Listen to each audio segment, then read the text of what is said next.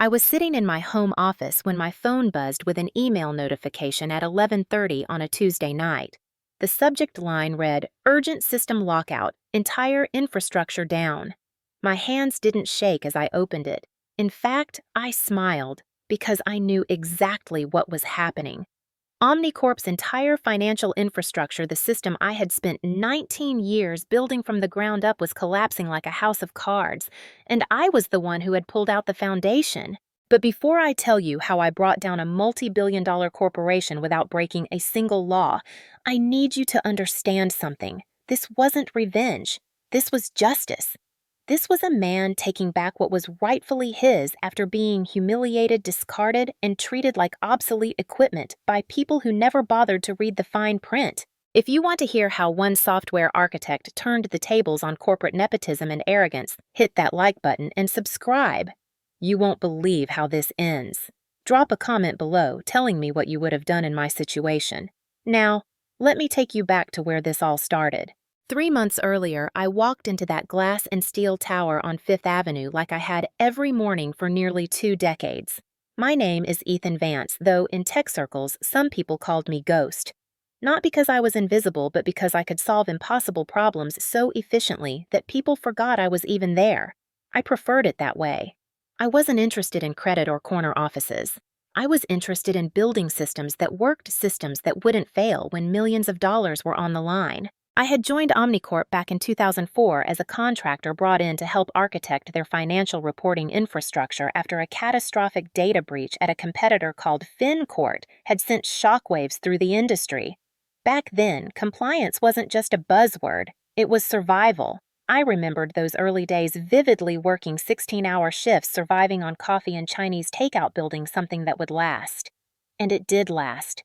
Every trading system, every investor portal, every compliance dashboard that OmniCorp relied on had my fingerprints all over it. But here's what nobody else knew, what nobody bothered to check in all those years.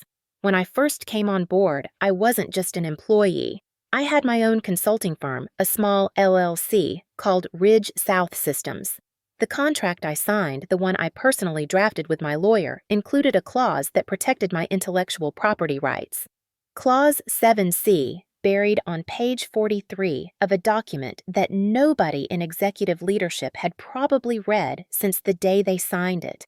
It stated very clearly that any proprietary modules, frameworks, or systems I developed independently would remain my intellectual property, licensed to OmniCorp under specific conditions. One of those conditions was that I maintained an active consulting relationship with the company. If that relationship was terminated without cause or proper process, the license would revert. Every piece of core infrastructure I built would technically belong to me, not to them. I never planned to use it.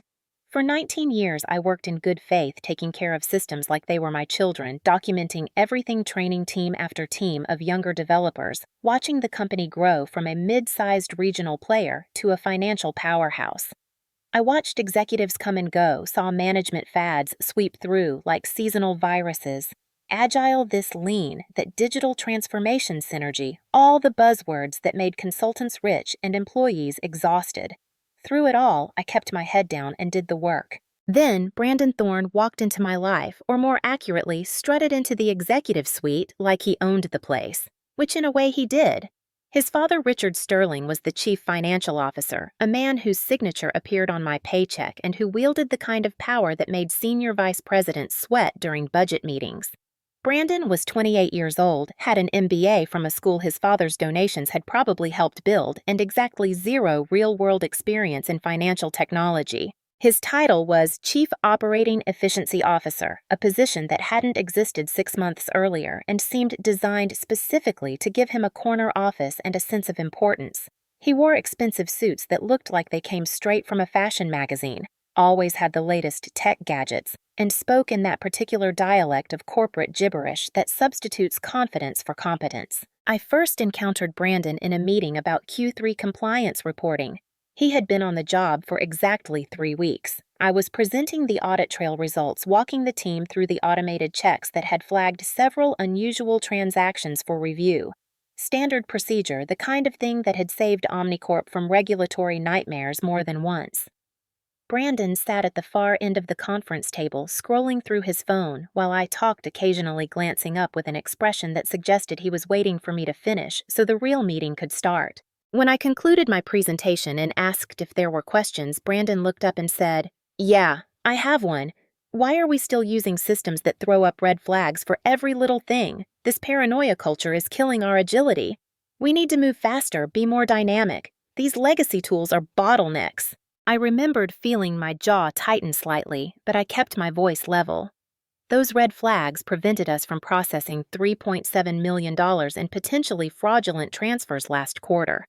The system isn't paranoid, it's thorough. Brandon smiled the kind of smile you give a child who doesn't understand the conversation. Right, but we're talking about efficiency here. Speed to market, real-time decision-making. Your system is built for a world that doesn't exist anymore, Ethan. Maybe it's time we looked at modern solutions. The room had gone quiet. A few of the other engineers stared at their laptops. Jennifer from compliance looked like she wanted to say something but thought better of it. I set down my coffee cup carefully on the table, the small sound louder than it should have been in the sudden silence. "Modern solutions," I said slowly. "That don't account for Sarbanes-Oxley compliance, that don't maintain proper audit trails, that can't trace every transaction back to its source. Those modern solutions are lawsuits waiting to happen, Brandon. But if you want to discuss upgrading specific components while maintaining security protocols, I'm happy to put together a proposal." He waved his hand dismissively. "I think we need fresh perspectives on this. No offense, but sometimes the people closest to legacy systems can't see beyond them. Let me bring in some consultants, get an outside assessment." That was the first warning sign. But I told myself it was just youthful arrogance that he would learn that cooler heads would prevail. I had seen plenty of new executives come in with grand ideas only to quietly back down once they understood the complexity of what we had built. I assumed Brandon would be the same. I was wrong. Over the next 6 weeks, Brandon began systematically dismantling safeguards I had spent years implementing. It started small. He instructed the development team to remove what he called redundancy tags from the investor portal, claiming they created unnecessary server load. I sent him an email professionally worded explaining that those tags weren't redundant at all. They were fail-safes that ensured data consistency across multiple databases during high-volume trading periods. Without them, we risked showing investors incorrect portfolio values. His response came back within minutes. "Noted. Moving forward anyway. This is Agile, Ethan. Maybe Google it." I felt the first flash of real anger then, but I channeled it into documentation. I CC'd the compliance team, flagged the risk in our tracking system, and made sure there was a paper trail showing I had objected. I thought that would be enough. I thought someone higher up would notice and step in. The next week, Brandon sent a company-wide email announcing the decommissioning of what he called obsolete monitoring tools. One of those tools was the shadow logging system I had built after the FinCorp breach, a system that created encrypted tamper-proof records of every significant system event. It ran quietly in the background, consuming minimal resources, and had been instrumental in several audits and internal investigations over the years. I read that email 3 times, each time feeling my disbelief deepen. Then I did something I rarely did. I walked directly to Brandon's office without scheduling a meeting. His assistant tried to stop me, but I pushed past her politely and knocked on his glass door. He looked up from his laptop, annoyed at the interruption. "Ethan, what's up?" "The shadow logging system," I said, still standing in the doorway. "You can't decommission it. It's required for our federal contract compliance. We have 2 overlapping government contracts that specifically mandate that type of audit trail." Brandon leaned back in his chair, interlacing his fingers behind his head. "I checked with legal. They said it was fine." "Which lawyer did you speak with?" "I don't remember. Someone from the team. Brandon and I helped write the compliance requirements for those contracts. I'm telling you, if we remove that system and we're audited, we're looking at potential contract violations." He sighed like I was being deliberately difficult. "Ethan, I respect that you've been here a long time, but we can't let fear drive every decision. Sometimes you have to take calculated risks to move forward. The company hired me to make operations more efficient, and that's what I'm doing. I need you to get on board with the vision here." "The vision," I repeated flatly. "Yes, we're building something leaner, faster, more responsive. I can't have people clinging to old ways just because that's how we've always done things." I stood there for a moment looking at this kid who had been handed a title and a salary I had spent decades earning, who was lecturing me about vision while actively dismantling systems he didn't understand. I wanted to tell him exactly what I thought, wanted to explain in detail how catastrophically ignorant he was being. Instead, I nodded slowly. "Understood," I said, and walked out. That night, I went home and opened a file I hadn't looked at in years. It was a password-protected folder on an encrypted external drive, the kind of backup paranoid people keep for worst-case scenarios. Inside was my original consulting contract with OmniCorp, along with every amendment and renewal that had been executed over the years. I read through Clause 7C again, this time with different eyes. I had written that clause as insurance back when I was a young contractor worried about getting taken advantage of by a big corporation. I never imagined I would actually need it. But as I sat there reading the carefully worded language about derivative works and conditional licensing tied to active consulting status, I realized something important. If they fired me, if they terminated my consulting relationship without cause, every core system I had built would technically revert to my ownership. Not because I was being malicious, but because that's what the contract said. And in 19 years, through multiple legal reviews and contract renewals, nobody had ever caught it or asked me to change it. The last renewal had happened in 2018 during the big compliance overhaul. My signature on the document, no countersignature from executive leadership because it was processed as a standard renewal. It had defaulted to my original terms. I closed the laptop and sat in the dark for a while thinking. I wasn't planning anything yet. I was just making sure I understood my options. 2 weeks later, everything came to a head in the worst way possible. Richard Sterling, Brandon's father, and the CFO called an emergency all-hands meeting on Zoom. Company-wide mandatory attendance cameras on. 117 people logged in at 2 in the afternoon, everyone's face visible in that grid of tiny rectangles that has become the hallmark of modern corporate culture. I joined from my desk, coffee in hand, wondering what announcement warranted this level of theatricality. Sterling appeared on screen, sitting in what was obviously the executive boardroom with Brandon visible just over his shoulder. Sterling's expression was grave, the look of a man about to deliver serious news. "Thank you all for joining on short notice," he began. "I want to address a matter that has come to my attention regarding team dynamics and leadership culture. We've been experiencing some friction around initiatives designed to modernize our operations, and I believe it's important that we address this directly and transparently." I felt my stomach drop. I knew where this was going. "It has come to my attention," Sterling continued, looking directly at the camera, which meant he was looking at all of us, "that certain team members have been actively undermining the authority of our leadership, creating a culture of fear and resistance to change. This behavior is unacceptable and antithetical to the values we're trying to build here." He paused, letting that sink in. "Ethan Vance," he said, and I watched my own face in the tiny rectangle, watched myself remain expressionless as 116 other faces probably looked at my square. "You have repeatedly questioned Brandon's decisions, sent alarmist emails to multiple departments, and created an atmosphere of negativity that has poisoned team morale. You've turned legitimate operational improvements into crises, and quite frankly, you've made it clear that you're not interested in being part of this company's future." The chat window exploded with activity messages flying by too fast to read. Someone sent a shocked face emoji. Someone else typed "oh no" in lowercase letters. Sterling wasn't done. "I'm asking you now in front of everyone to apologize to Brandon for the disrespect you've shown him. He's trying to do his job and he deserves the support of his team. I need to hear you acknowledge that your behavior was inappropriate and commit to moving forward constructively." The silence that followed was deafening. I could hear my own heartbeat.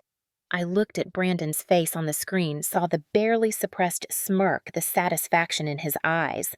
This was his moment of triumph, his father publicly humiliating someone who had dared to question him. I unmuted my microphone. The little red icon turned green. "Mr. Sterling," I said, my voice steady and clear, "I will not apologize for doing my job. I won't apologize for protecting this company from negligent decisions made by people who don't understand the systems they're dismantling.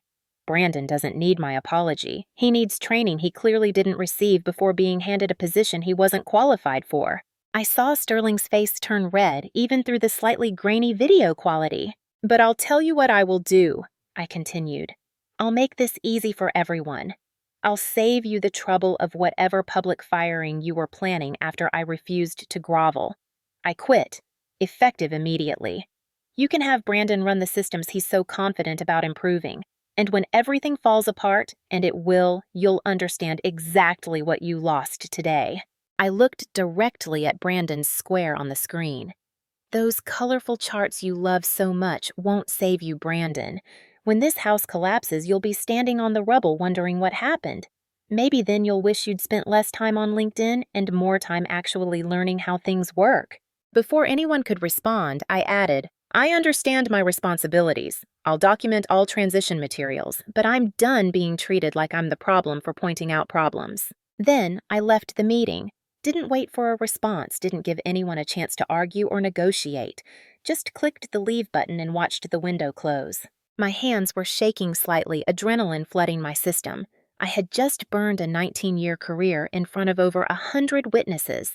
But beneath the fear and the anger, I felt something else. Clarity, purpose, and a very specific plan beginning to form. I didn't spend the next hour packing my desk or sending goodbye emails. Instead, I opened my laptop and accessed a system that Brandon didn't know existed. It was the actual administrator console, not the one he had been given access to when he became COO. That console had limited permissions designed for oversight, not operational control. He didn't know the difference because he had never asked, had never wanted to understand the architecture below the surface-level dashboards. I navigated through layers of authentication to the licensing management system. Every module I had built, every critical piece of infrastructure was registered there with licensing keys tied to my Ridge South Systems entity. Over the years, as I had updated and improved things, I had maintained this structure, always making sure the licensing flow was properly documented. Not to create a trap, but because it was the correct way to do it contractually. Now looking at that system with fresh eyes, I saw it for what it really was. A kill switch. A very legal, very documented kill switch. I began making changes. Small ones, at first subtle adjustments that wouldn't trigger immediate alarms. I modified the automatic license verification schedules, spacing them out in a cascading pattern. 12-hour intervals between each system check staggered so they wouldn't all fail at once. That would be too obvious, too easy to trace back to a single action. This way, it would look like gradual system degradation, like maybe those old redundancies Brandon had removed were more important than he thought. I set authentication tokens to expire configured shadow databases to seal themselves modified backup schedules to point at repositories that would no longer be accessible. I didn't delete anything. I didn't have to. I simply withdrew my authorization exactly as the contract entitled me to do. The work took 3 hours. Methodical, careful, documented. I created a time-stamped log of every change, saved it to the encrypted drive. Not to cover my tracks, I wasn't trying to hide what I was doing, but to have a record that proved I was acting within my contractual rights. Finally, I pulled out a USB drive from a hidden compartment under my desk, one I had installed years ago for exactly this kind of worst-case scenario. It contained the only offline backup of the Q3 compliance audit logs, the ones Brandon had ordered deleted as part of his efficiency drive. I had warned him not to delete them. I had sent 3 separate emails explaining why they were legally required. He had responded with a single word, noted. I slipped the USB into my pocket. Then I cleaned out my desk. Not dramatically, not in a rush. Just the personal items, the coffee mug my daughter had made in art class 15 years ago, a few books, some photos. I put them in a cardboard box and carried them to my car in the parking garage. Nobody stopped me. Most people were still in shock from the Zoom call, probably talking about what had happened, wondering if I had lost my mind. Maybe I had, or maybe I was the only sane person left in the building. The next day was a Saturday, and I spent it at home with my family, not thinking about OmniCorp, not checking my email. My wife asked me if I was okay, and I told her honestly that I didn't know yet. My daughter, now in college, asked what I was going to do next. I told her I was figuring it out. On Sunday evening, I received an email from HR asking me to come in Monday morning to complete exit paperwork. I responded with a professional acknowledgement. Monday morning, I drove to OmniCorp for what I assumed would be the last time. I dressed in jeans and a polo shirt instead of my usual business casual. Somehow, that felt important, a visible marker that I wasn't an employee anymore. The receptionist greeted me with a smile. "Good morning, Mr. Vance. Are you moving offices?" I realized she hadn't been on the Zoom call, didn't know what had happened. "Something like that," I said. "Just here to drop off some things with HR." I handed over my badge, signed the termination paperwork, listened to the HR representative's scripted speech about benefits and COBRA. She seemed uncomfortable, probably had heard about the meeting, but wasn't sure what to say. I made it easy for her, kept things professional and brief. As I was leaving, I passed by my old department. Through the glass walls, I could see Brandon at what used to be my desk, sitting in my chair, looking through my drawers. Probably making sure I hadn't left anything behind, or maybe just claiming territory. He didn't see me watching. Sarah Jenkins did, though. She was a young developer I had mentored for the past 2 years, brilliant programmer, shy, but incredibly talented. She looked at me through the glass, and I saw confusion in her eyes, maybe a question. I gave her a small nod and kept walking. I drove home, made lunch, and tried to figure out what my life looked like now. The answer came sooner than I expected. Tuesday morning, 48 hours after I had left the building, the first system began to fail. It started with the investor portal, the public-facing dashboard that high-value clients use to monitor their portfolios in real time. Users began reporting timeout errors, pages that wouldn't load data that appeared corrupted. The IT team would have received alerts, probably scrambled to diagnose the issue. What they would have found if they looked carefully was that the licensing verification for the core data synchronization module had failed. Without valid verification, the module had defaulted to read-only mode, unable to process updates. From the outside, it looked like a simple technical glitch. Brandon, I learned later from a still friendly contact in the company, blamed the external hosting provider. Sent them an angry email demanding they fix their servers. By Wednesday, Apollo Metrics, Brandon's pride and joy dashboard that he had showed to investors just a week earlier, started displaying blank fields. The beautiful charts he loved so much, the ones he had bragged about in presentations, were just white rectangles with question marks. He spent hours refreshing the page, convinced it was a browser issue. It wasn't. The analytics engine behind Apollo was one of my derivative modules specifically designed to parse the shadow log data for pattern recognition. No shadow logs, no patterns. No licensing validation, no access. The system was working exactly as designed, just without authorization to function. Thursday morning, I received the first phone call. Not from OmniCorp, but from Sophia Chen, the head of legal. She was relatively new hired about 8 months ago, and I had only interacted with her a few times. Professional sharp, not interested in corporate politics. "Mr. Vance," she said when I answered, her voice careful. "I need to ask you some questions about contractual arrangements with Ridge South Systems." "I'm happy to answer questions," I replied, "though I'm no longer an OmniCorp employee, so I'm not sure what help I can be." "That's actually what I'm calling about. I've been reviewing the vendor list, and Ridge South Systems is listed as an active critical infrastructure provider, but according to our records, you were the primary contact for that entity." "That's correct. Ridge South Systems is my consulting LLC, has been since 2004. There was a pause. "And the licensing arrangements for core financial systems, those were contracted through Ridge South." "Yes, that was part of my original consulting agreement. All proprietary modules I developed were licensed to OmniCorp through Ridge South contingent on maintained consulting relationship." Another pause longer this time. "Mr. Vance, are you saying that the core infrastructure systems are not actually owned by OmniCorp?" "That's exactly what I'm saying, Ms. Chen. It's all documented in my original contract in every renewal since. Clause 7C, page 43. I'm surprised nobody noticed before now. And your consulting relationship was terminated last week." "I resigned, actually, after being publicly humiliated and asked to apologize for doing my job. But yes, the relationship is terminated." I could hear her breathing on the other end of the line, could almost feel her processing the implications. "Mr. Vance, we're experiencing significant system issues. Multiple critical platforms are failing or operating at limited capacity.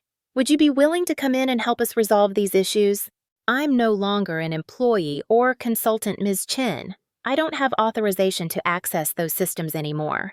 "But they're your systems. They're my intellectual property licensed to OmniCorp under specific terms. Those terms are no longer being met. I'm sorry, but there's nothing I can do." "Mr. Vance, Her voice had an edge, now stress bleeding through the professional facade. "We have board presentations scheduled. We have federal audit materials due. We have investors waiting for quarterly reports. These systems need to function. Then I suggest you review your vendor contracts more carefully in the future." I tried to warn everyone about the consequences of Brandon's decisions. Nobody wanted to listen. "This feels like extortion." "It's contract enforcement, Ms. Chen. Feel free to have your attorneys review the documentation. I'm confident everything I've done is completely legal and within my rights." I hung up before she could respond and immediately forwarded our entire conversation to my personal attorney via encrypted email. If this was going to become a legal battle, I wanted documentation of everything. That afternoon, things accelerated. The quarterly board package, the massive presentation that executives spent weeks preparing, failed to export. Every time someone tried to generate the PDF, the system returned a 502 error. The presentation was scheduled for 6 p.m. It was currently 3:30. Sarah Jenkins, I later learned, had tried desperately to manually recreate the charts using screenshots and PowerPoint.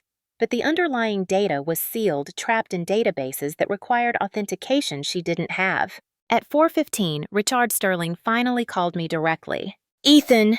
His voice was tight with controlled fury. "What the hell have you done?" "I resigned, Mr. Sterling, at your son's request and with your full support. I assumed you'd be happy to have me gone. You sabotaged our systems. I withdrew my intellectual property from unauthorized use. There's a difference. We'll sue you into the ground. This is corporate sabotage theft, every crime we can think of. I encourage you to pursue legal action if you believe I've done anything wrong. My attorney will be happy to show your lawyers the contract you signed, the one nobody bothered to read. Every action I've taken is documented and legal. Can you say the same about Brandon's decision to delete federally required audit logs?" Silence on the other end. "That's right," I continued. "Those Q3 compliance logs your son ordered destroyed because they were cluttering up the servers. The ones I warned him were legally required for the Henshaw and Morrison contracts. Those logs don't exist anymore except for one offline backup that I maintained as the designated compliance officer, which I'm no longer obligated to provide since I'm not an employee. You're holding the company hostage. I'm protecting my intellectual property and maintaining my legal obligations as a contractor whose relationship was improperly terminated. If you want access to Ridge South Systems licensed modules, you're welcome to negotiate a new contract. At current market rates for enterprise critical infrastructure consulting, which I believe runs about 3 times what you were paying me. This is blackmail. This is capitalism, Mr. Sterling. I thought you'd appreciate that." I hung up. That evening, I poured myself a whiskey and sat on my back porch watching the sunset. My phone kept buzzing with calls from OmniCorp numbers. I ignored them all. Friday was chaos for them, I imagined. The board meeting had been postponed. Investor calls were being rescheduled. The IT department was probably tearing apart systems trying to understand what was happening, why everything was gradually degrading. Around noon, I received an email from Emily, the CEO's executive assistant, someone I had worked with for years, someone I respected. "Ethan," it read, "I don't know what's happening, but I know you and I know you wouldn't do this without reason. Whatever they did to you, I'm sorry. If you're willing to talk, the CEO wants to meet with you directly. No Sterling, no Brandon, just you and her." I thought about it for a long time. Part of me wanted to let the whole thing burn.